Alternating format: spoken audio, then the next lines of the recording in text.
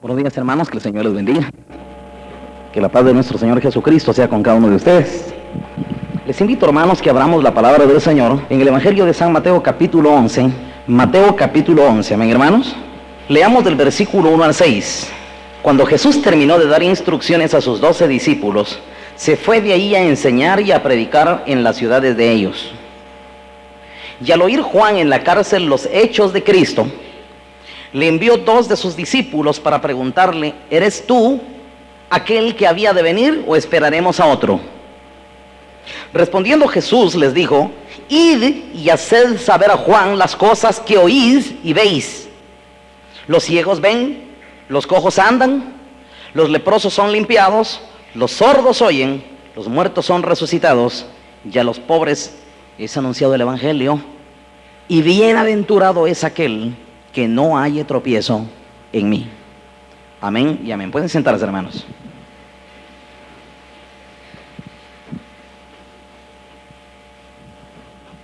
Que el Señor les bendiga, hermanos, que la paz de nuestro Señor Jesucristo sea con ustedes. Esta mañana, hermanos, vamos a tener una necesaria reflexión. Ustedes y yo, hermanos, nos ha tocado vivir el peor de los tiempos. Hemos dicho muchas veces estas cosas, hermanos, y conviene que esa conciencia realmente entre en nosotros, porque si esa conciencia no entra, tampoco nos vamos a percibir. Usted puede decir, sí, no, estos son los peores tiempos, pero no se apercibe. Entonces, hermanos, la mejor manera de saber que en su conciencia sí ha entrado la preocupación del tiempo, de la condición del tiempo que estamos viviendo, es el apercibimiento que nosotros vamos a tener. El que está consciente, hermanos, de que el tiempo es malo, se apercibe, se cuida y trata de hacer las cosas que Dios recomienda para los días malos. Así que en la Biblia, hermanos, en las Sagradas Escrituras, tenemos las recomendaciones que Dios da para los días malos. Usted y yo, hermanos, tenemos que abrir los ojos a lo que Dios dice a través de su palabra. Pero voy a hablar de algo que es muy importante en esta hora, hermanos. El trabajo del diablo toda la vida, hermanos, ha sido hacer dudar de Dios o estorbar el acceso del hombre hacia Dios. Ese ha sido todo el trabajo del diablo. Si nosotros quisiéramos resumir en pocas palabras la actividad del diablo, hermanos, sobre la raza humana, es, hermanos, bloquear, estorbar ese encuentro con Dios. Aunque pueda haber gente, hermanos, o podamos haber muchos que sinceramente queremos tener un encuentro con Dios, el trabajo del diablo, hermanos, es bloquear. Pero uno de esos bloqueos, el principal de los estorbos, hermanos, es el que el diablo realiza en la mente de los hombres. El estorbo, hermanos, que el diablo mete mentalmente, ese es el peor de todos los estorbos. El trabajo del diablo, hermanos, toda la vida es buscar una manera adecuada para estorbar el encuentro de los hombres con Dios. Y lo ha logrado, hermanos, a través de un mecanismo de engaño por medio de la duda. Hacer dudar, hacer maliciar, hacer sospechar, hacer, hermanos, tratar de encontrar cosas ahí dudosas. Eso, hermanos, hace que mucha gente no se encuentre realmente con Dios. Y especialmente, hermanos, el trabajo del diablo va a ser meter duda, hermanos, acerca de los siervos que Dios ha levantado para que den a conocer su mensaje. Porque aquí está todo el trabajo del diablo. El trabajo del diablo, hermanos, es estorbar las mentes para que la gente siempre tenga algo que ver o trate de ver algo malo o metérsele dudas o hacerle sospechar de algunas cosas del vaso que Dios, hermanos, va a utilizar para dar a conocer su voluntad, para dar a conocer la revelación de su palabra. He dicho muchas veces algo, hermanos, y es importante tener en cuenta esto. La Biblia, hermanos, no crea usted que porque usted tenga Biblia en la mano, eso quiere decir que usted no, yo ya conozco porque tengo la Biblia y la leo. Si cualquiera que tuviese una Biblia en la mano, hermanos, y con eso fuese suficiente, nosotros diríamos, hermanos, lo que está pasando ahorita en el mundo sería un éxito. Imagínense, hermanos, que hoy las sociedades bíblicas se jactan, hermanos, de que las Biblias circulan ya por muchos países donde antes no se permitía la entrada de ella. Nos podríamos sentir orgullosos, hermanos, de que en cada hogar ya hay por lo menos 10 Biblias, por decir algo. Sin embargo, hermanos, aunque la Biblia pudiera estar en 10 versiones diferentes en cada hogar, y cada casa en el mundo, cada familia en el mundo pudiese tener unas 10 Biblias en el seno del hogar, y ahí tengan, hermanos, muchas versiones, eso no quiere decir, hermanos, que alguien tenga la interpretación correcta de ella. Porque una cosa es tener la Biblia, otra cosa es, hermanos, tener la interpretación adecuada. Acuérdense, hermanos, que las Escrituras es un libro, hermanos, que es muy misterioso. Las Escrituras es un libro que contiene muchos misterios. La gente oyendo a Jesucristo, hermanos, muchos se turbaban oyéndolo al mismo autor de la palabra. De manera, hermanos, de que la palabra se puede prestar así artificiosamente a miles de interpretaciones, infinitas interpretaciones. Y la pregunta, hermanos, es, pero ¿cómo puede saber uno, cómo podemos saber nosotros, hermanos, en dónde está la interpretación atinada, la correcta interpretación? ¿Lo podemos saber o no hay manera de saberlo? Pues sí hay manera de saberlo, y voy a explicar eso en esta mañana, hermanos. Hay una manera muy interesante, muy sencilla. El Señor Jesucristo siempre habla así, sin embargo también está dado en misterio. Pero no quiere decir con eso, hermanos, de que por el hecho de que usted maneje una Biblia y usted piense que es una persona muy inteligente, muy lista, muy ilustrado, que usted en el mundo fue una persona que pues intelectualmente fue muy destacado. Pensemos, hermanos, que eso sea verdad. Eso no quiere decir que usted tenga capacidad para entender e interpretar las Escrituras. Le voy a contar algo.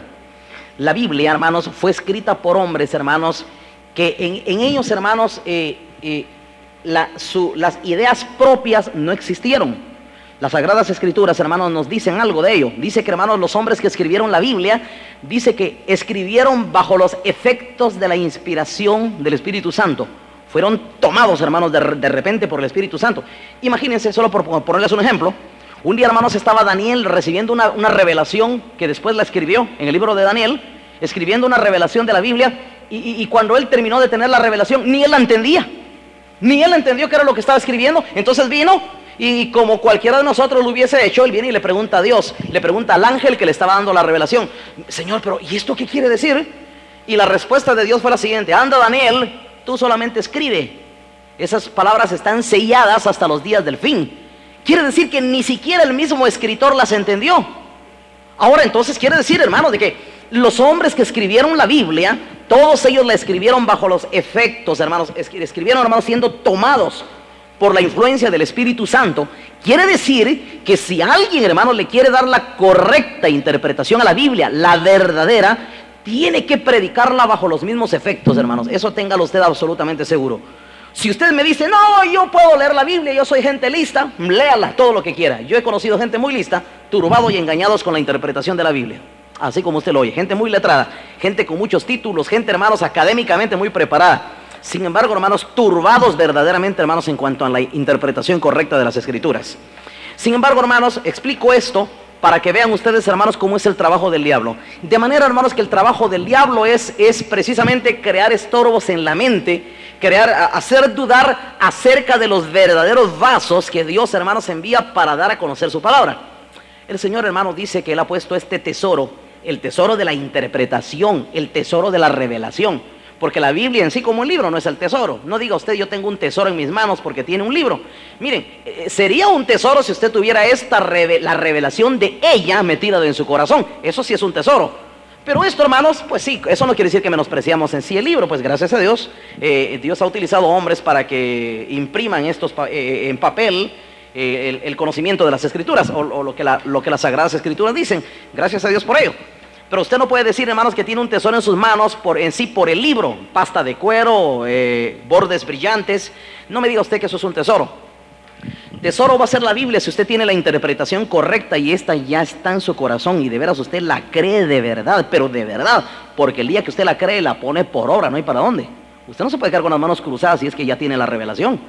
Porque si usted viene y dice: no, ahora ya entendí la Biblia. Sí, la entendió, pero mi pregunta es: ¿y cuándo va a tomar cartas en el asunto?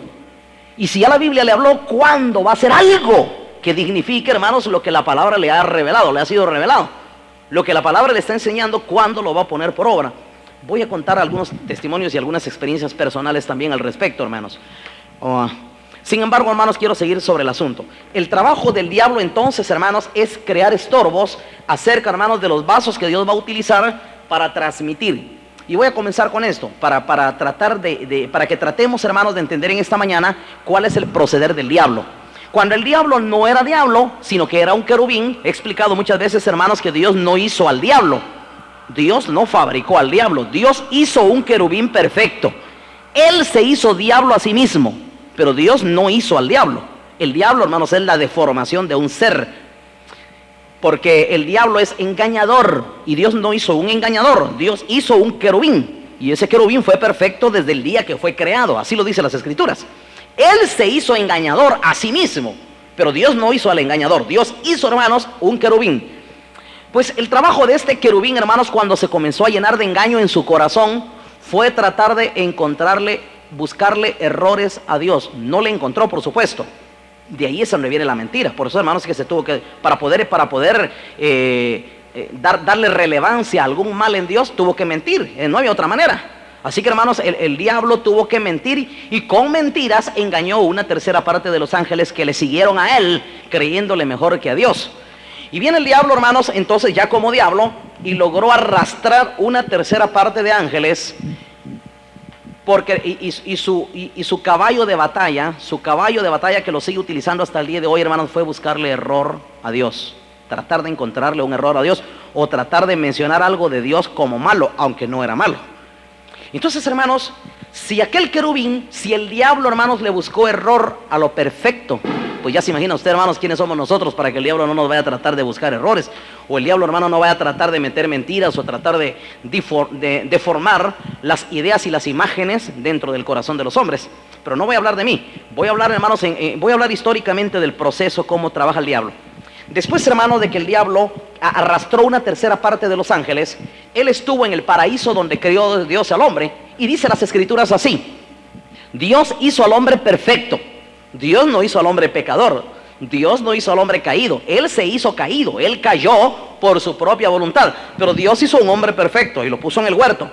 Pero vino el diablo, hermanos, y el trabajo del diablo con el hombre fue ir a señalarle errores en Dios. Óigame esto, hermanos, es muy interesante. Yo creo que Dios nos va a enseñar algo muy importante en esta mañana. El trabajo del diablo, hermanos, fue resaltar que en Dios había un error. Con que Dios les ha dicho a ustedes que no coman de este árbol, Dios nos ha dicho, dijo la mujer, que el día que comiéremos de él moriremos. No morirán, no es cierto. Al decir, hermanos, el diablo que eso no era verdad, entonces le encontró, o mejor dicho, trató de resaltar a Dios como mentiroso. Y trató de insinuarle al hombre que Dios decía mentiras. Óigame muy bien esto, hermanos. No van a morir, eso no es cierto, no van a morir. Dios sabe, es más, trató de meter una intriga, hermanos, de que Dios escondía por ahí cosas que no se las quería decir al hombre. Dios sabe que el día que ustedes coman de él, ustedes van a ser como Dios, sabiendo el bien y el mal. El trabajo del diablo entonces, hermanos, fue señalar errores en Dios, buscar errores en Dios. Si el diablo, hermano, le trató de buscar errores a lo perfecto, haga usted sus números, hermanos, que ha pasado con la raza humana. Viene Dios, hermanos, y con el ánimo de rescatar Dios a su pueblo, a los suyos. Vino Dios, hermanos, y desde un principio, usted puede leer la historia de la Biblia, y la historia de la Biblia está enriquecida con estos ejemplos. A lo largo de la historia, hermanos, Dios envió sus jueces, envió sus sacerdotes, envió sus profetas, reyes que se prestaron a su servicio, gobernadores, hermanos, que fueron usados como instrumentos suyos. Dios, hermanos, levantó hombres suyos, a los cuales, hermanos, Dios los utilizó para que transmitieran su conocimiento, su revelación, para que transmitieran el conocimiento de su voluntad a este mundo. Dios, hermanos, jamás envió un ángel para que le viniera a predicar a la gente, un ángel en persona. Eso nunca lo hizo Dios. O un ser espiritual, o una aparición así sobrenatural. Eso nunca lo hizo Dios, hermanos. Dios jamás ha enviado a esta tierra, hermanos, así experiencias o apariciones extraordinarias para que le vengan a hablar a la gente. Eso nunca lo ha hecho Dios, ni es su proceder. Dios toda la vida ha utilizado, hermanos, hombres de carne y hueso. Por eso les digo, hermanos, póngale usted atención. Yo he oído mucha gente que dice: no, uno no debe creerle a los hombres, dice, ni modo que va a venir Dios en persona a hablarle. Si Dios va a usar a hombres toda la vida, siempre los usó, esa ha sido la dinámica de Dios y no va a cambiar. Envió a su hijo, pero lo envió en forma de hombre. ¿Me entienden, hermanos? No envió a su hijo en su estado de gloria. ¿O creen ustedes que no lo pudo haber hecho? ¿Creen ustedes que Jesucristo, hermano, no pudo haber venido a esta tierra sin haberse despojado de la corona, de su manto de gloria y de aquella majestad? ¿Ustedes creen que no pudo haber venido a este mundo de esa manera? Pues claro que pudo haber venido, hermanos. Imagínense, hermanos, que un día Moisés le vio las espaldas a Dios y dice, hermanos, que se sentía a morir porque aquella gloria era, hermanos, algo tan impresionante, hermanos, algo que el corazón de cualquier humano, de cualquier mortal no puede, hermanos, sobrellevar esta emoción, esta impresión. Hermanos, Dios nunca utilizó experiencias sobrenaturales, apariciones sobrenaturales para venir con un mensaje a la humanidad. Eso jamás lo hizo. Repito, no es la dinámica de Dios. El Señor no piensa así. Así que cuando él decidió enviar a su hijo, dice que lo despojó de todo, se despojó de todo. Dejó su gloria, dejó su condición de Dios, dejó todo aquello. Y se vistió de hombre y como hombre vino a esta tierra y se apareció como hombre. Por eso es que la gente lo despreció. Si este fuera hijo de Dios, ¿por qué nació ahí en Nazaret? ¿Por qué? ¿Acaso no conocemos nosotros a su padre José y a su madre María? ¿Ah? Y a sus hermanos que aquí están entre nosotros. ¿Cómo ese dice del cielo descendido? ¿Por qué cree usted que la gente despreció a Jesucristo, hermanos? Porque Dios, hermanos, a él lo dotó de humanidad, como usted y como yo, igual. No había en él, hermanos, una cuestión así, una aureola que se le manifestaba. Nada de eso, hermanos. En Jesús no existió eso. Él vino como hombre, sencillo, muy sencillo. Eso sí, el poder de Dios estaba en sus obras, en sus hechos. Había muchas señales, hermanos, que dejaban contundentemente establecido que él era el Hijo de Dios, hermanos. Sin embargo, Dios nunca utilizó ni un ángel ni una aparición así, hermanos, para venir a darle predicaciones a la gente, nunca. Dios, hermanos, toda la vida utilizó vasos humanos, hombres. Así que, hermanos, ese argumento de que mucha gente dice, no, uno no debe seguir a hombres. Mi pregunta es, ¿y a quién va a seguir entonces? Dice la Biblia, y las multitudes le seguían. Las multitudes seguían a Jesús. Pues supuesto, hermanos, que no se le sigue a Jesús como hombre. Hay un pasaje en la Biblia, hermanos, que dice así, ya lo voy a leer al final, está en 2 Crónicas, pero dice, es interesante, dice, creed en Jehová y seréis exaltados. Creed a sus profetas y seréis prosperados. La diferencia entre Dios y un profeta es la siguiente: en Dios se debe de creer, pero a un profeta dice, creer en Dios y creer a sus profetas. No se cree en él por ser hombre, sino se cree a lo que él dice. ¿Me entienden, hermanos? Se cree al mensaje que está trayendo, a la revelación que da. Por eso dice, creed en Dios. Claro, nosotros creemos en Dios, pero creemos también a sus profetas. Eso es lo que la Biblia enseña, y ya lo voy a leer.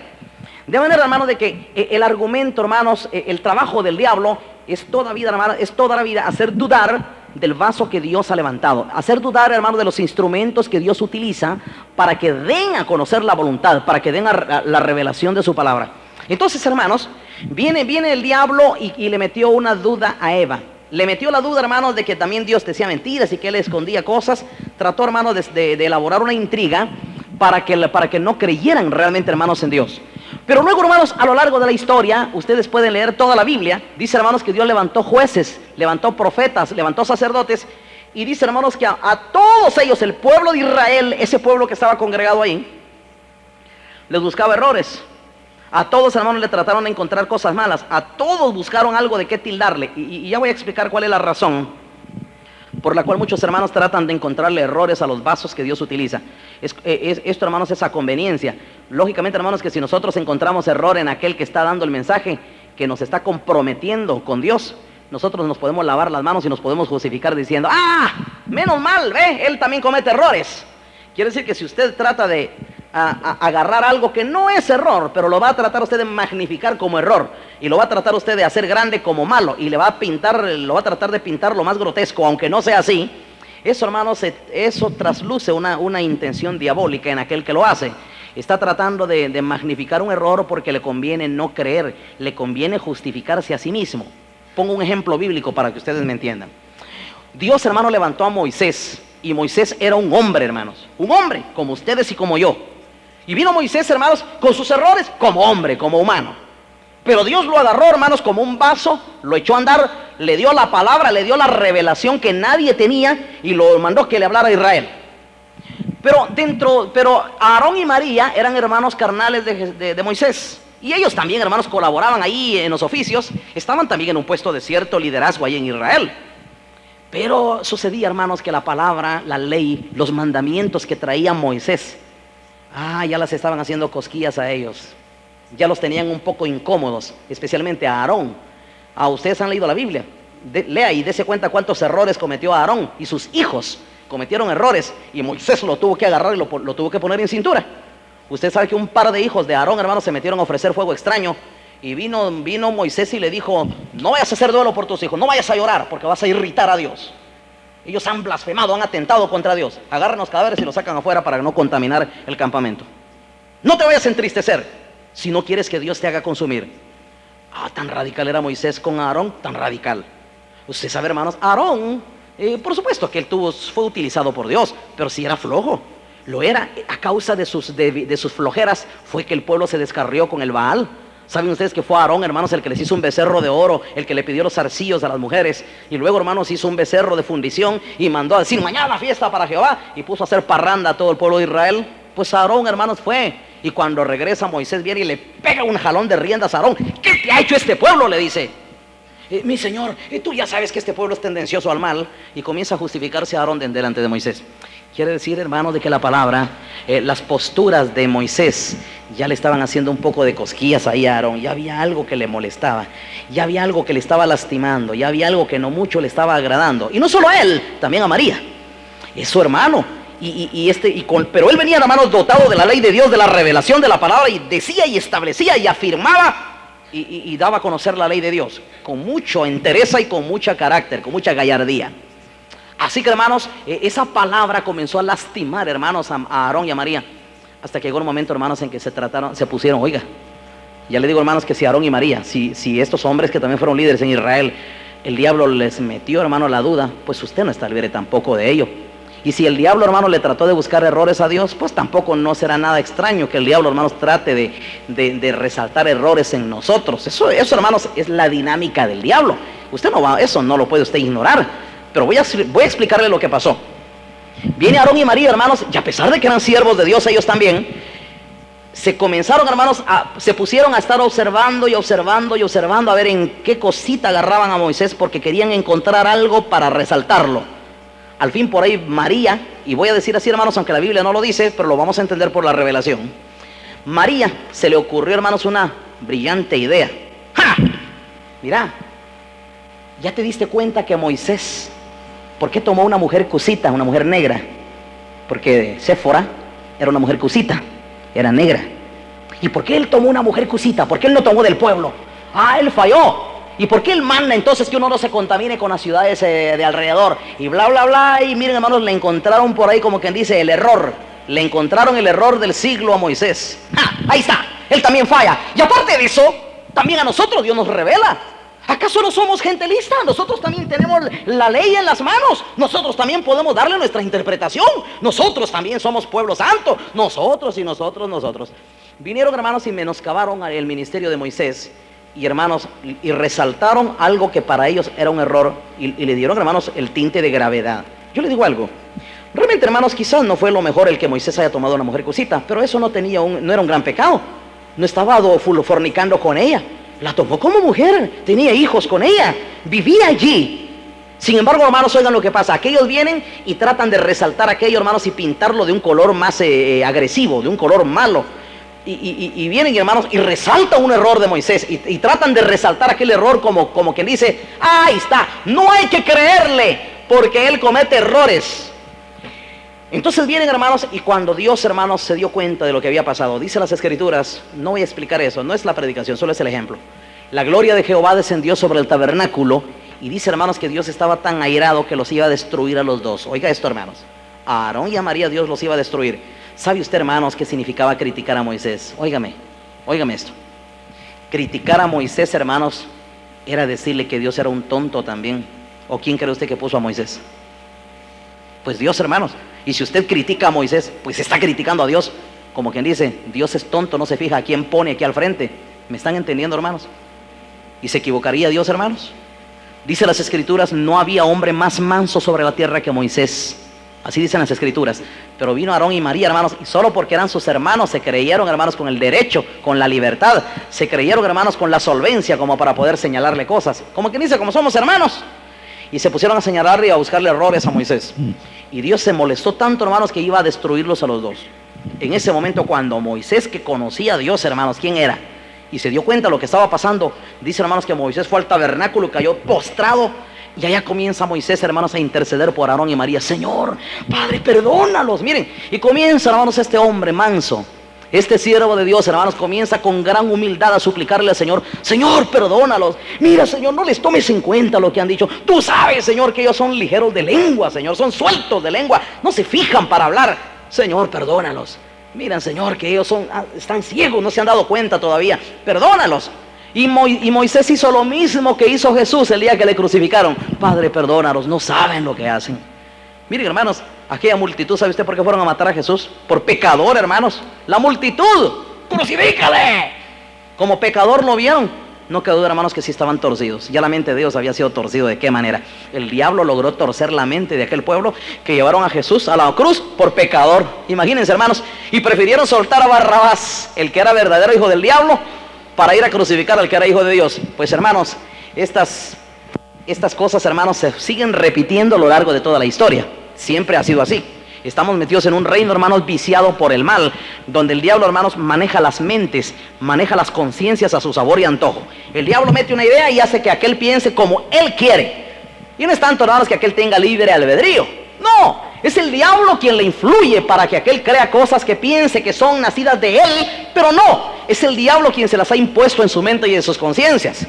De manera, hermanos, de que viene Moisés, hermanos, y comienza a interceder y a suplicarle al Señor, a Dios, que no los destruya. Entonces viene Dios y dice, bueno, si un padre escupiese al rostro de su hija, ¿no sería echada fuera? Agarró, hermanos, Dios a María y la sacó leprosa fuera del campamento. Y tuvieron que sacar a María leprosa. Y tuvo que estar allá, hermanos, mientras que se le curaba la lepra. Y detuvo todo el campamento de Israel. Y ya no caminó el pueblo, mientras que María estuvo fuera del campamento. Ahora la pregunta, hermanos, es... Por eso le digo que hay deducciones que podemos entender por la revelación. ¿Por qué no envió Dios una lepra a Aarón, sino a María? Eso nos da la pauta, hermanos, de entender que fue María quien la que originó el chisme, que fue ella en donde brotó el chisme. Ella fue la que tuvo la brillante idea de encontrarle un error a su hermano Moisés. De manera, hermanos, de que por eso es que Dios a ella la envió con lepra fuera del campamento. Así que Dios, hermanos, reprendió aquello. Pero a lo largo de la historia, hermanos, Dios envió profetas. Usted sabe, hermanos, qué pasó con Jeremías. Decían, ese hombre no viene de Dios, porque si viniera de Dios, ¿por qué habla tanto mal en contra de Israel? ¿Por qué habla en contra de Jerusalén? Mi pregunta, hermanos, es, ¿y está obligado Jeremías a hablar bien, hermanos, cuando el pueblo se ha atiborrado de pecados? Algunas veces nos dicen así a nosotros, ¿ustedes por qué hablan mal de las iglesias? ¿Y qué quieren? ¿Que hablemos bien siendo que andan mal? No sé si me entienden, hermanos. Pues exactamente lo mismo pasó, hermanos. Jeremías, hermanos, hablaba en contra de Jerusalén y decía, van a ir a cautiverio, y porque conocía las leyes de Dios. ¿Y por qué? Y la pregunta es, ¿y está obligado a hablar bien de Jerusalén? Cuando Jeremías ha dicho lo siguiente, desde el más chico de ellos hasta el más viejo, todos van detrás de la avaricia. Oiga, hermanos, ¿usted cree que Jeremías estaba ciego? Pues Jeremías no estaba ciego, hermanos. Él se había dado cuenta, hermanos, que había una avaricia en Israel. Ya la gente, hermanos, ya no les importaba a Dios, sino que el Dios que ya dominaba en Israel era la plata, era el dinero. Todos ya solo pensaban en el dinero. En Dios ya no pensaban. Y entonces, hermanos, Jeremías, viendo todo aquello, ¿ustedes creen, hermanos, que Jeremías está obligado a hablar bien cuando está viendo ante sus ojos que todo anda mal, que todo es dinero, que todo es avaricia, que todo, hermanos, es corrupción? ¿Está obligado Jeremías a hablar bien? Y luego, hermanos, comienza a decir un montón de ensarta de males. El juicio tropezó en la plaza, no hay quien hable lo correcto, no hay justicia, las viudas son desatendidas, no hay quien se preocupe por los huérfanos. Empezó a notar, hermanos, tantos males en Israel. ¿Está obligado Jeremías a hablar bien de Jerusalén, hermanos, siendo que ha visto tanto mal allí? Pues no, él tiene que decir la verdad porque él trabaja para Dios. Él no trabaja para Jerusalén. Él no trabaja para una organización religiosa, él trabaja para Dios. Dios lo envió. Dios lo echó a andar y es Dios quien le ha enviado y le ha dado la revelación de la palabra. Así que está Jeremías, hermanos, diciendo, predicando, hablando, y hermanos, y aquel pueblo, hermanos, le comenzó a caer mal. Así que le buscaron un error y dijeron, hicieron un complot y dijeron, matémoslo. ¿Saben por qué? Este no viene de Dios porque solo habla mal de Jerusalén. Ahí lo puede leer usted, hermanos. Jeremías 23, Jeremías 15, todos estos, hermanos, estos pasajes nos hablan, hermanos, de cómo, hermanos, ellos, hermanos, trataron de agarrar y hacer como mal o como error algo que no era error. Sí, ha hablado mal, hay que matarle porque habla mal de Jerusalén. Así que, hermanos, eso no era ningún error, era decir la verdad. Pero les cuento lo de Jeremías. Les podría hablar otro tanto de Zacarías. La gente lo mató, hermanos, entre la puerta y el altar. Ahí, hermanos, en el mero templo lo mataron a pedradas, porque les profetizó, hermanos, que estaban haciendo las cosas malas. Y también, hermanos, otro tanto hicieron con Isaías, hermanos, que hablaba continuamente y reprendía. Allá tuvo que ir Elías, hermanos, huyendo a esconderse a una cueva. Después, hermanos, de que reprendió la religión apóstata, que todos iban detrás de Baal. Y hermanos, Cada uno de los siervos de Dios que a lo largo de la historia fueron usados como vasos para dar a conocer la verdad, la revelación de la palabra, siempre, hermanos, miren, estuvieron rodeados de ojos, hermanos, que solo les espiaban continuamente, paso a paso, y les asediaban continuamente para tratar de encontrarles un error. Un errorcito están buscando, hermanos, para sonar trompeta y decir: ¡ah! Ahí está, cabal, le agarramos un error. Andan detrás, hermanos, miren, paso a paso, tratando de pescar algo, porque el día que lleguen a encontrar ese algo, le van a tocar trompeta y lo van a sonar a los cuatro vientos, porque eso va a justificar sus vidas impías. Eso, hermanos, va a justificar aquel de su vida, hermanos, sin compromiso. Eso, hermanos, va a justificar aquella su vida sin entrega, aquella tibieza, aquella flojera que tiene. Se va a justificar el día que le encuentre error al vaso que Dios está utilizando. Pero ahora, hermanos, viene Jesús, el Hijo de Dios, el que no cometió pecado. Y dice, hermanos, el mismo Señor lo dice en San Juan capítulo 8. ¿Quién de vosotros me redarguye de pecado? Nadie. ¿Qué le podían decir a Jesús? Te vimos una vez saliendo que fuiste a fornicar con unas mujeres. Te oímos hablando malas palabras. Te vimos que te estabas echando los tragos. Te vimos fumando. Te vimos robando. Te vimos cometiendo un asalto, un sacrilegio. ¿Quién podría decir algo en contra de él, hermanos? No había nada. Al contrario, él estaba rodeado de bienes, de buenos testimonios, de tantos favores que hacía al pueblo. El Señor Jesucristo, hermanos, estaba rodeado de tantos buenos testimonios. Un día le tuvo que decir a la gente que lo quería matar: díganme por cuál buena obra me quieren matar, le dijo Jesús. Porque así hablaba Jesús, hermanos. ¿Por cuál de todas las buenas obras que he hecho entre ustedes me quieren matar? No, por buena obra no te queremos apedrear. Te queremos apedrear porque tú, siendo hombre, te dices que eres hijo de Dios. Oigan, hermanos, lo que les lastimó. Ese era el gran pecado, hermanos, que él dijo que era hijo de Dios. Pues es el gran pecado, hermanos, por el cual lo querían matar. Ridículo, pues aunque a usted le parezca ridículo, esa fue la razón por la que le llevaron a la cruz. Porque él dijo que era hijo de Dios. Eso fue todo, esa fue la razón. Eso fue lo que lo tomaron como un gran error, como el gran pecado, como la monstruosidad que él hizo, hermanos. Ese fue el error, ese fue su gran pecado. El monstruoso pecado digno de muerte, hermanos, fue, hermanos, que él dijo que era hijo de Dios. Los criminales pueden hacer tantas cosas malas y se le eximen de la pena de muerte, como hicieron con Barrabás. ¿O no creen ustedes que Barrabás merecía ir a la cruz? Claro, era un criminal, hermanos, un homicida. Sin embargo, hermanos, a este lo soltaron y crucificaron al bueno. Increíble, hermanos, pero cierto. El mundo así ha caminado toda la vida. De manera, hermano, de que si el diablo, hermanos, trató de encontrarle errores a Dios allá en el cielo, y le trató de buscar errores a cada uno de los siervos, y trató, hermanos, a Jesucristo de buscarle algo, mi pregunta, hermanos, es, y no lo va a seguir haciendo con nosotros. ¿Sabe usted, hermanos, que el apóstol Pablo también tuvo que defenderse un montón de veces? Lea usted la segunda carta del apóstol Pablo a los Corintios, y ¿saben qué me llama la atención de esta carta, hermanos? Cómo Pablo, hermanos, defiende su ministerio y lo tiene que defender frente a un embate de acusaciones. Porque el diablo, hermano, lo está atacando continuamente. Imagínense, hermanos, que un día el apóstol Pablo, allá en Romanos, también tiene que decir algo. Hay algunos por ahí, dijo Pablo, cuya condenación es justa. Oigan, hermanos, cómo hablaba Pablo.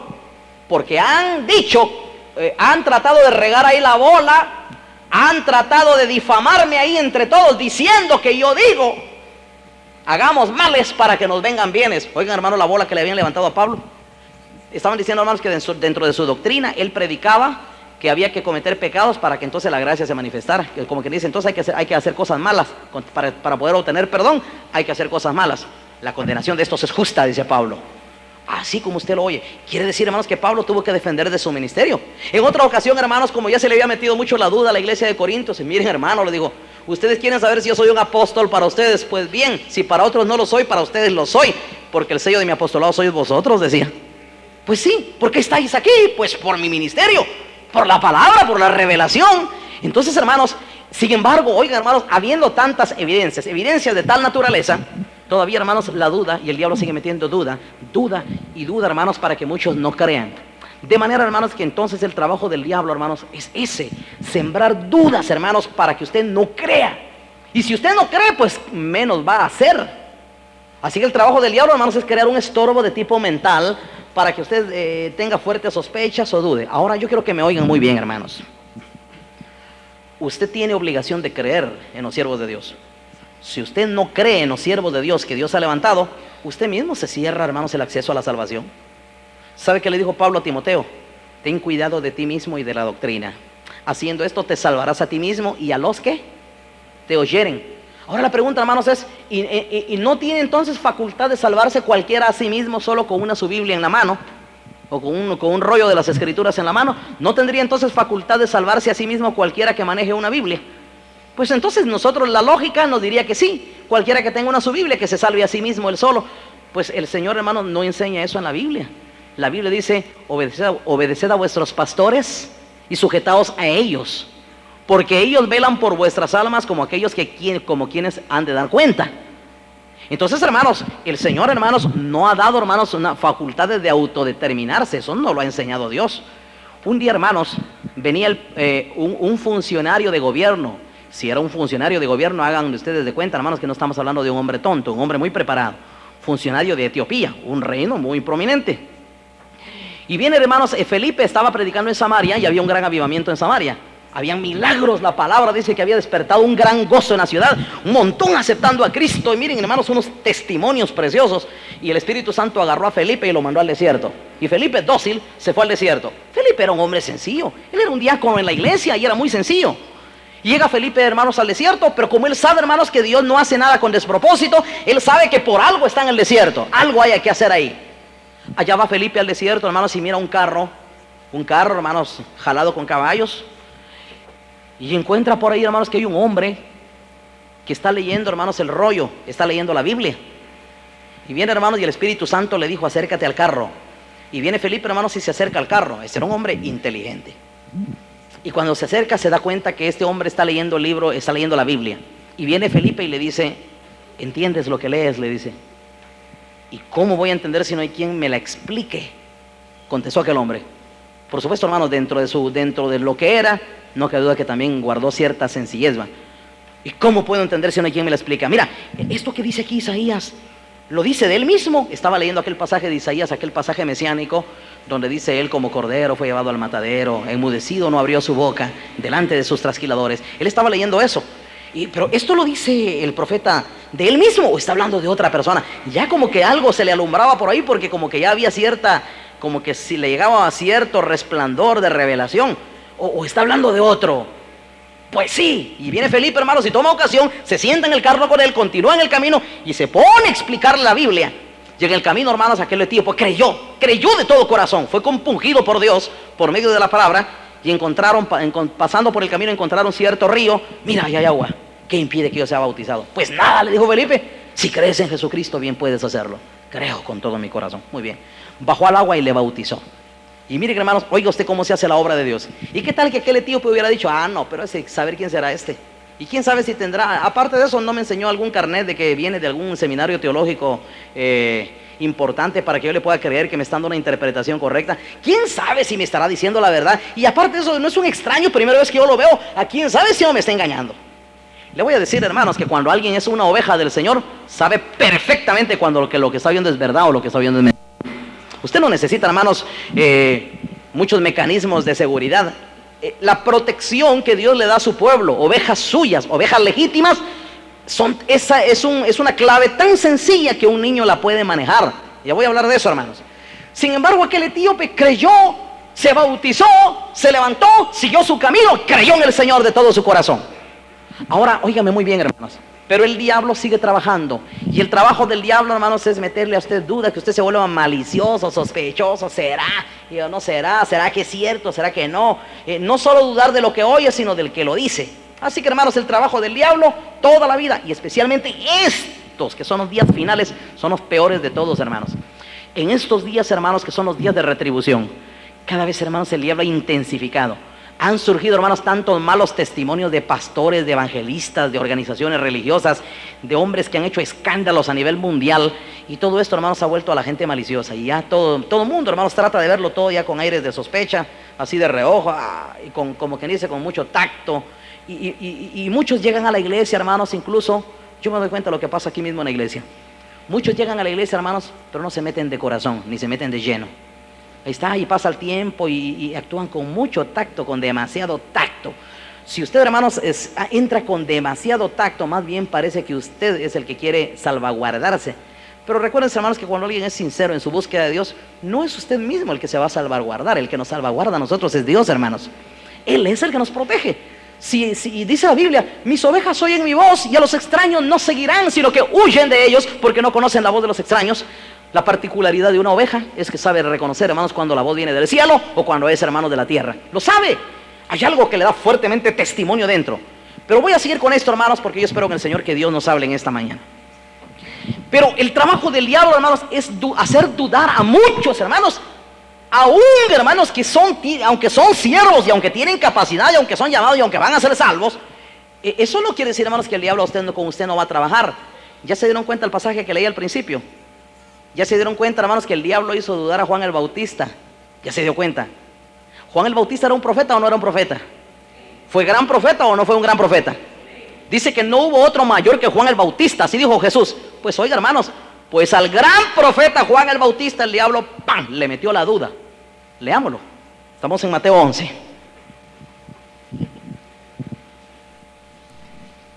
Verso 1 dice: cuando Jesús terminó de dar instrucciones a sus 12 discípulos, se fue de ahí a enseñar y a predicar en las ciudades de ellos. Y al oír, oiga esto, Juan ya estaba en la cárcel. Y al oír Juan en la cárcel los hechos de Cristo, le envió 2 de sus discípulos para preguntarle: ¿eres tú aquel que había de venir o esperaremos a otro? Respondiendo Jesús les dijo: id y haced saber a Juan las cosas que oís y qué, y que veis. Los ciegos ven, los cojos andan, los leprosos son limpiados, los sordos oyen, los muertos son resucitados, y a los pobres es anunciado el evangelio. Y bienaventurado es aquel que no halle tropiezo en mí. Juan está en la cárcel. Y allá a Juan le llegan noticias que Jesús anda haciendo muchos milagros. Y oye de las señales. Pero miren, hermanos, como el diablo no perdona, quien quiera que sea, las dudas el diablo se las va a meter a cualquiera. Usted no me diga, yo soy tan maduro, que a mí el diablo no fácilmente me hace dudar. Miren, si el diablo hizo dudar a Juan el Bautista, hermanos, ya se imagina usted a quién no puede hacer dudar el diablo, o a quién no le va a insertar, hermanos, la malignidad de la duda en su corazón. Si ese es el trabajo del diablo, él es especialista en eso. En eso, hermanos, se ha especializado el diablo a lo largo de todo su camino de error. Así que él puede, hermanos, engañar y sabe engañar. Está Juan en la cárcel, hermanos, y se le mete la duda. Y la duda, hermanos, ya le estaba carcomiendo a Juan. Y pero ¿será que es este? Porque, hermanos, acuérdense que si él hubiera dudado de Jesús, también él hubiera dudado de su ministerio. Si Jesús no hubiese sido el que Juan esperaba, también su ministerio hubiera sido tan falso. Dijo: yo vine a preparar el camino a aquel que viene atrás de mí. Resulta que el que viene atrás de mí no era el verdadero, entonces tampoco él es el verdadero. Así que Juan, hermanos, el diablo lo ha trabajado. Ahora, hermanos, él quiere convencerse. Está a punto de que le quiten la cabeza en la cárcel, hermanos, y él quiere convencerse de que no ha venido a caminar de balde, ni que vino a hacer una profecía de balde. Él necesita estar convencido. Y bien, hermanos, pero Juan, hermanos, hace lo que muchos no hacen hoy. No cabe duda que Juan sí era un verdadero profeta de Dios, hermanos. Viene y se le mete la duda y mandó llamar 2 de sus discípulos: por favor, vayan y pregúntenle. Yo quiero que me oigan ustedes una cosa, hermanos. Cuando hay un verdadero hombre de Dios, un verdadero siervo de Dios, el día que se le mete una duda, va y averigua. Va, averigua y pregunta.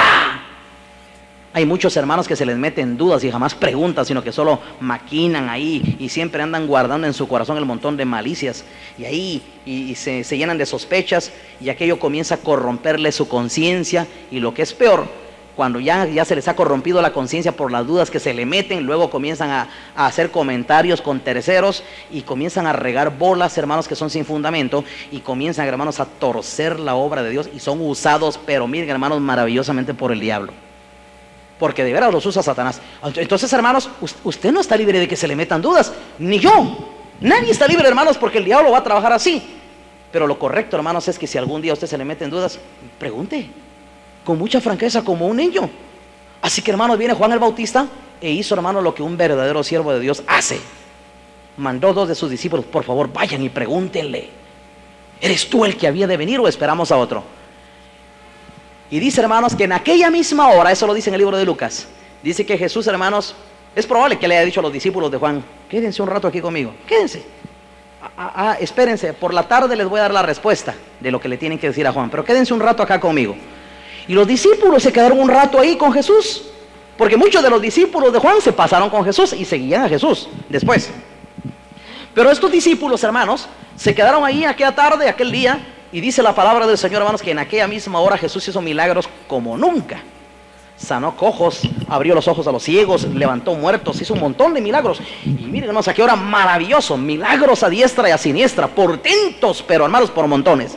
Y comenzó el Señor a hacer muchas señales y predicaba con una gran sabiduría y con una gran revelación de Dios. Predicaba un mensaje de poder, un mensaje que muchos jamás habían oído. Y predicaba a Jesús. Y hermanos, y después cuando terminó la tarde le dice, bueno, vayan ahora y vayan a contarle a Juan lo que han oído y lo que han visto. Vayan y vayan a contarle a Juan allá en la cárcel lo que ustedes han oído y lo que han visto. Los ciegos ven, los sordos oyen, los cojos andan, los muertos resucitan y a los pobres es anunciado el evangelio. Y díganle a Juan, bienaventurado es aquel que no haya tropiezo en mí. Óigame esto, hermanos, mi pregunta es, ¿tiene usted razón, hermanos, o justificación alguna para tropezar? Ninguna. Usted no puede decir, no, es que yo no sigo a Dios porque yo me di cuenta de tantos males. Eso no lo justifica usted jamás. Eso más bien a usted le da tinte de cobarde, pero eso no lo justifica usted delante de Dios. Si usted ha encontrado males, busque el bien entonces, porque bien hay. Si usted me dice, es que yo no fácilmente puedo creer porque la otra vez yo creí en cierto pastor y vi tantas cosas en él, está bien, yo no le digo, hermanos, que usted está obligado a creer en alguien si está dando mal testimonio o si a la luz saltan evidente que sus obras son malas. Usted no está obligado a creer en él, ni a seguir en pos de él, ni a aceptar sus enseñanzas tampoco. Pero eso a usted no lo justifica, porque usted todavía tiene tiempo y tiene vida para comenzar a buscar lo verdadero, porque Dios, hermanos, va a mantener lo verdadero hasta el final. Que no son muchos, hermanos, pero que Dios siempre tendrá vasos en esta tierra, los tendrá. Ahora le voy a contar algo más, hermanos. ¿Sabe usted, hermanos, porque muchos no creían en Jesucristo? Oigan, hermanos, qué ridículo. Vinieron, hermanos, algunos ahí y decían, ese no puede venir de Dios, ese no puede ser el Mesías. No, no puede ser. ¿Saben por qué decían que no? Oigan ustedes, hermanos, qué absurdo. Porque ellos, el argumento es este. Porque la Biblia dice, porque hasta se amparaban en la Biblia, y parece como que el razonamiento era muy inteligente. La Biblia dice que de Belén tiene que venir el Mesías y este es de Nazaret, dijeron. Así que de plano ese no es el verdadero, este no es el Mesías, no hay que creerle, tengan cuidado, es un mentiroso, un engañador. Y comenzaron a levantarle muchas bolas a Jesús, hermanos, porque ellos argumentaban que Jesús, hermanos, el Mesías tiene que venir de Belén, como lo dice Miqueas. Se pudieron haber echado en mano del profeta Miqueas. Tu Belén Efrata, de ti me saldrá el que será el guiador de Israel. La profecía sí dice, de Belén tiene que nacer el Mesías. Pero resulta que Jesús, hermanos, era Jesús de Nazaret. ¿Qué tiene que ver Belén con Nazaret? Tan lejos un lugar de otro. Nada tiene que ver, hermanos, Nazaret con Belén.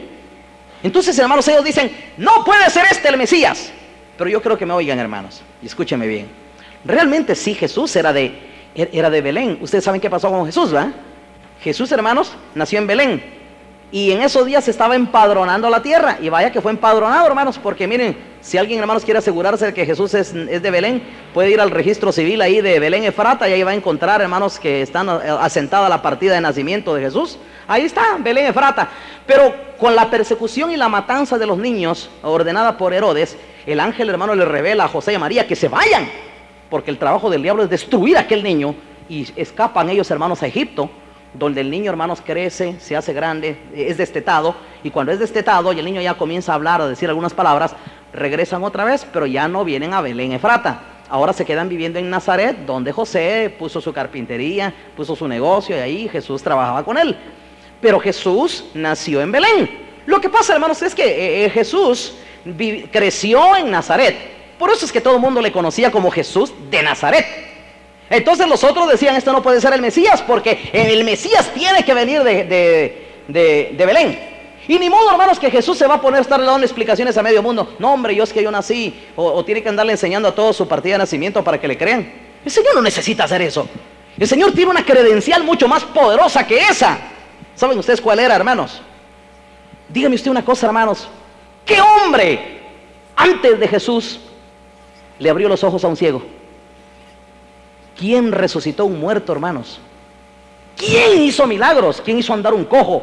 ¿Quién limpió un leproso? ¿Sabía usted, hermanos, que esas son las señales dadas para el Mesías? Eso lo dijo Isaías. A mi siervo, mi ungido, en el cual mi alma tiene contentamiento, él abrirá la cárcel a los presos, a los cautivos dará libertad, hará saltar al cojo, hablará la lengua del mudo. Si eso está escrito en el libro de Isaías, hermanos, qué profecía esa, qué tremenda revelación. Dijo que el Mesías iba a ser el único que le iba a hacer soltar la lengua al mudo, hermanos, para que hablara. Ahora oiga usted, hermanos, con semejantes señales, él tenía todas esas señales que estaban a la vista. Pero aquellos hermanos quieren que el Señor les enseñe su cédula de vecindad, si no, no creen. Es ridículo, absurdo. No, que se pierdan. El que se quiere perder, así que se pierda, hermanos. Dios no va a convencer a nadie así. Ah, no, a ver, ¿qué señal haces para que te creamos? La generación adúltera pide señal, dijo Jesús. Pero señal no les va a ser dada. Ellos están esperando, hermanos, que venga un ángel del cielo con alas y diga aquí, créanle a él porque él es el que yo he enviado. A saber qué querían ellos oír. Es ridículo, hermanos. La generación adúltera pide señal, dijo Jesús, pero señal no les va a ser dada. Dios va a utilizar vasos humanos. Los siervos suyos son carne y hueso. Nunca han existido a lo largo de la historia, hermanos, personajes esotéricos o personajes, hermanos, místicos, así extraordinarios, llenos de una manifestación, hermanos, irreal o que no es propia de este siglo. Nunca utilizó Dios esos mecanismos. Dios utilizó hombres. Cuando Jesús vino, ¿saben, hermanos, cómo se decía Jesús a sí mismo? Es interesante, hermanos, la grandísima humildad de nuestro Dios. Cuando Él vino, hermanos, y se hizo hombre, ¿saben cómo se llamaba Él a sí mismo? Y lo repetía continuamente, hermanos, como para hacer conciencia en los que le rodeaban. El Hijo del Hombre, decía. El Hijo del Hombre. El Hijo del Hombre. Y continuamente Él decía de sí mismo, el Hijo del Hombre. ¿Qué pretendía Jesús, hermanos, al decir el Hijo del Hombre?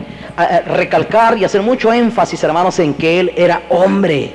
Y que vino humano, revestido de una humanidad y una debilidad como la suya y como la mía. Igual, sin ventajas. No me diga usted a mí, es que Él pudo cumplir aquí porque era Dios. Si usted dice eso, se pone en el papel de un anticristo, y así lo dice el apóstol Juan. Cualquiera que niega que Jesucristo vino en carne y sangre, es anticristo. Así dijo el apóstol Juan. Quiere decir, hermanos, que usted no venga a justificarse. Ah, pero es que ¿quién puede cumplir? ¿Quién puede ser santo? ¿Quién puede vencer el mundo? Solo Cristo, porque era Dios. No se lave las manos usted con eso.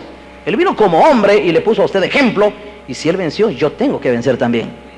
Si Jesús venció al mundo, Jesús dijo, en el mundo tendréis aflicción, pero confiad, yo he vencido al mundo. Y todo aquel que es nacido de Dios, ¿qué dijo? Vence al mundo. Mi pregunta, hermanos, es, ¿usted se puede lavar las manos? De ninguna manera. Usted no me diga a mí, es que Él porque era Dios, Él porque ni modo, el ministerio que traía, es que Él porque venía a salvar al mundo, Él porque aquí, Él porque allá. No se lave las manos, no se justifique. Usted no tiene excusa. Si solo Él hubiese cumplido, suficiente, hermanos, para que el mundo sea condenado. Sin embargo, no solo Él ha cumplido, también cumplió Pablo. ¿Saben qué decía Pablo? El mundo me es crucificado a mí y yo al mundo, decía. Y con Cristo estoy juntamente crucificado. Pues aquí ya tenemos un segundo. Pero no solo de Él, lea usted al apóstol Juan. No améis el mundo ni las cosas que están en el mundo. Si alguno ama el mundo, el amor del Padre no está en él. Ya van 3. Y ahí, hermano, siga para adelante.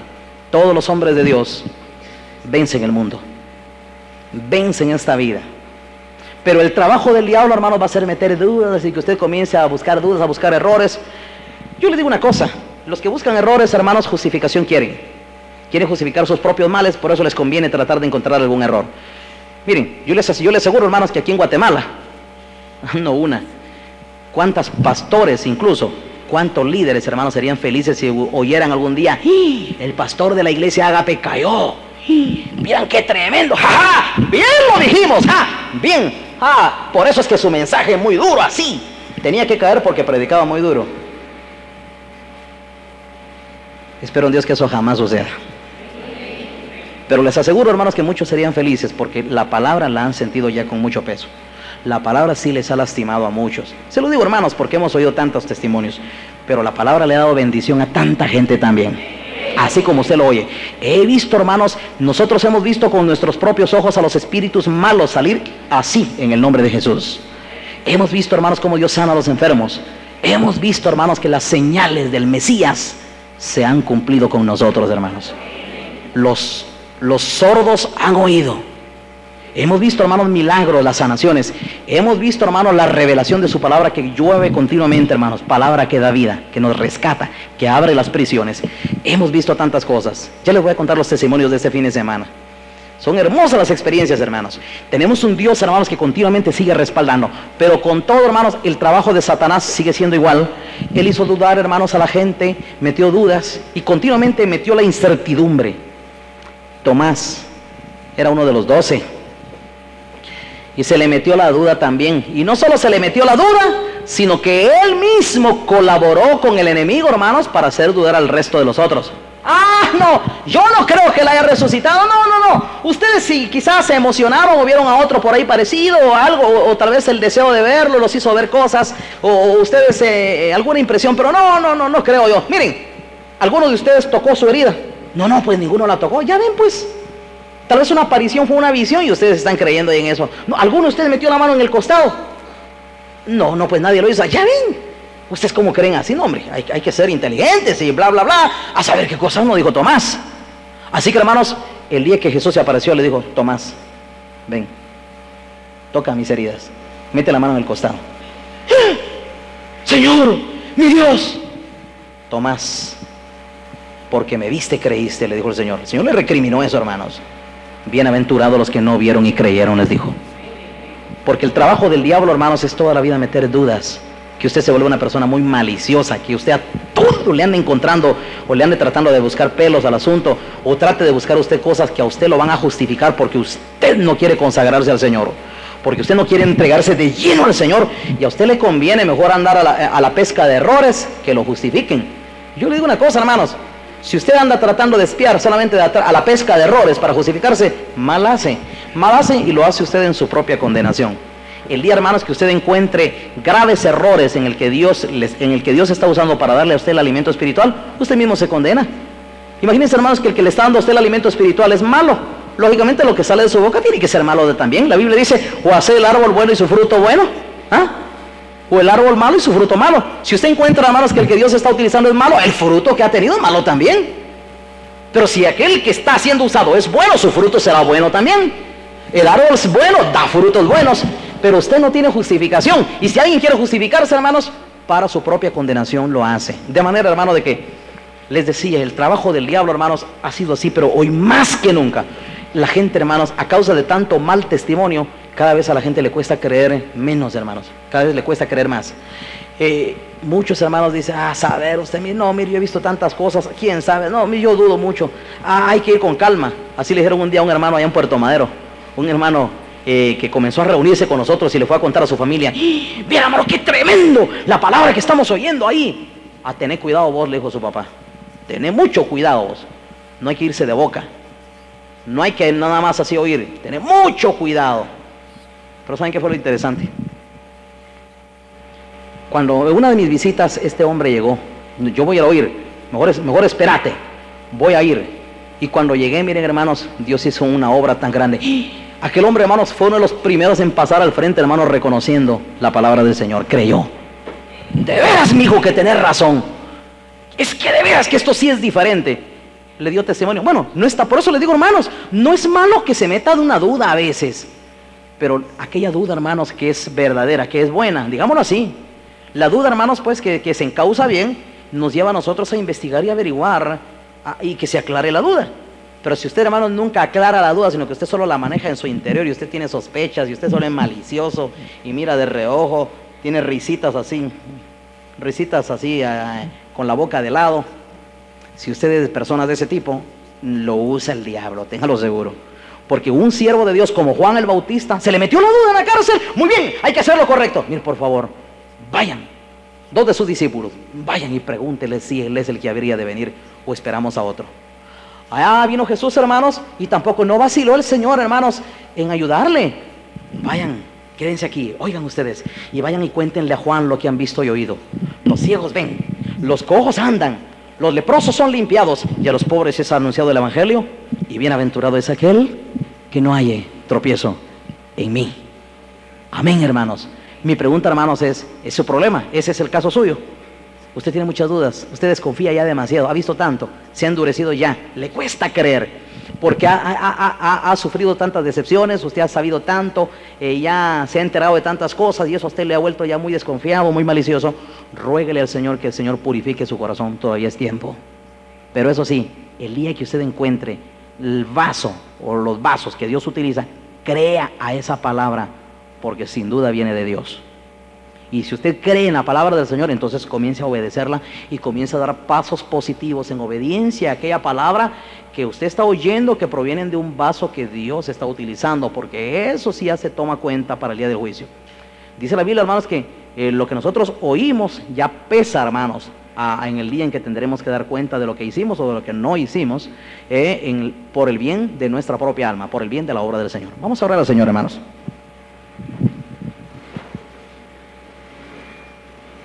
Yo voy a hacer una invitación en esta tarde, en esta mañana. ¿Quiere usted venir aquí al frente a reconocer con su corazón al Señor? Tal vez usted es de aquellas personas que trae ya su conciencia muy lastimada. El diablo tal vez ha hecho tantas lastimaduras, ha herido tanto ya su fe, ha lastimado tanto ya su conciencia, y a usted le cuesta creer, porque ya hay muchas cosas que han creado desconfianza, hay muchas cosas que ya han creado en usted un espíritu de sospecha. Pero usted en esta mañana quiere venir ante el Señor a decirle: Señor, purifica mi corazón. Yo le invito a que venga. Si usted puede creer en el Señor, venga en este momento. Venga, acérquese al Señor y dígale a usted al Señor: Señor, heme aquí, delante de tu presencia. Quiero encontrarme con el Dios de toda obra, con el Dios de toda salvación. Encontrémonos, hermanos, con nuestro Dios, el mismo Dios, el único Dios, que no va a hacer ninguna otra cosa adicional para convencernos. Ya lo ha hecho. Ha utilizado sus siervos, y hasta la postre, hasta el final, el Señor va a enviar a sus siervos, hermanos, que los va a investir de su palabra, que los va a dotar de sabiduría y revelación, para que den a conocer a este mundo, hermanos, el mensaje de los misterios de nuestro Señor Jesucristo, el mensaje del Evangelio, el mensaje de salvación, el mensaje que da vida eterna. Gloria a Dios. Yo sé que Dios está hablando en esta mañana. Bendito sea el Señor. ¿Alguien más? ¿Alguien más en esta mañana? ¿Dios le habló? No voy a hacer muchas invitaciones más, hermanos. Yo sé que Dios está hablando, y sé que Dios, hermanos, es el único que puede convencer nuestro corazón. Nosotros no podremos convencer por nosotros mismos. Dios tiene que ayudarnos, hermanos. Dios tiene, hermanos, que hacer una obra en nosotros para que podamos creer, que nos convirtamos en niños, hermanos, para poder creer en el Evangelio, para poder creer en Jesucristo, para poder creer en sus siervos, como Dios lo establece.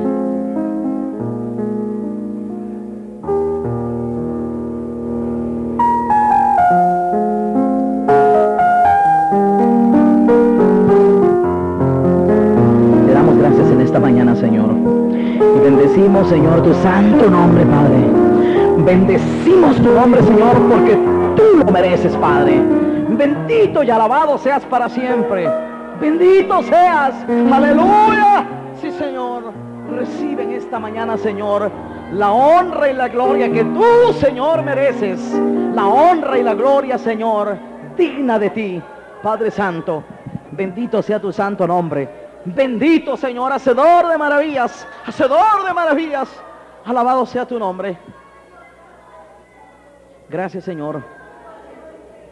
Gracias, Padre. Gracias, Padre. Bendito sea tu santo nombre. Recibe en esta mañana, Señor, la honra y la gloria que tú mereces. Te ruego que recibas cada vida, Señor, que está delante de tu presencia. Recibe, Señor, a cada uno por nombre. Señor, da tu misericordia. Conduce, Señor, a cada uno por el camino eterno. Sabemos, Señor, que bajo tus manos, en tus manos, estamos seguros. No seremos engañados si nos hemos apoyado en ti. Gracias, Padre. Bendito sea tu santo nombre. Recibe la honra y la gloria en el nombre de nuestro Señor Cristo Jesús. Amén. Gloria a Dios. ¿Pueden volver a sus lugares, hermanos? Que para nuestro Dios sea la honra y la gloria. Quiero leer este versículo que hacía mención, hermanos, hace un rato. Dice: creed en Jehová, vuestro Dios, y estaréis seguros.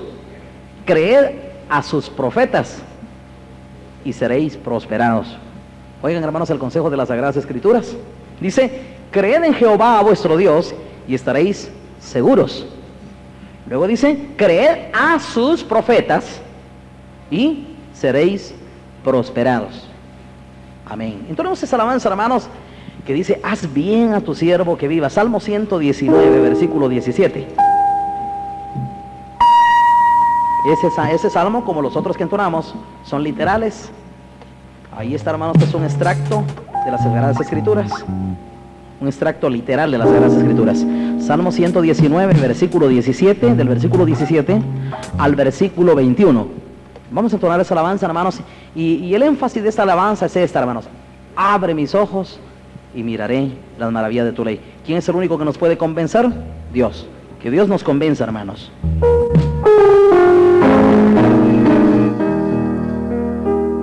Haz bien a tu siervo que viva. Y guarde tu palabra.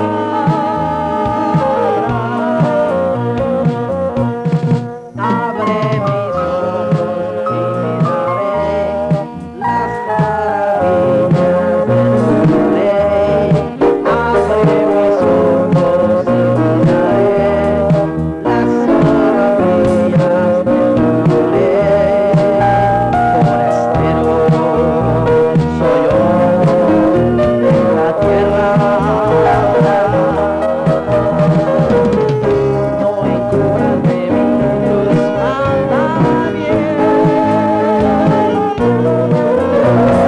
vas a pedir?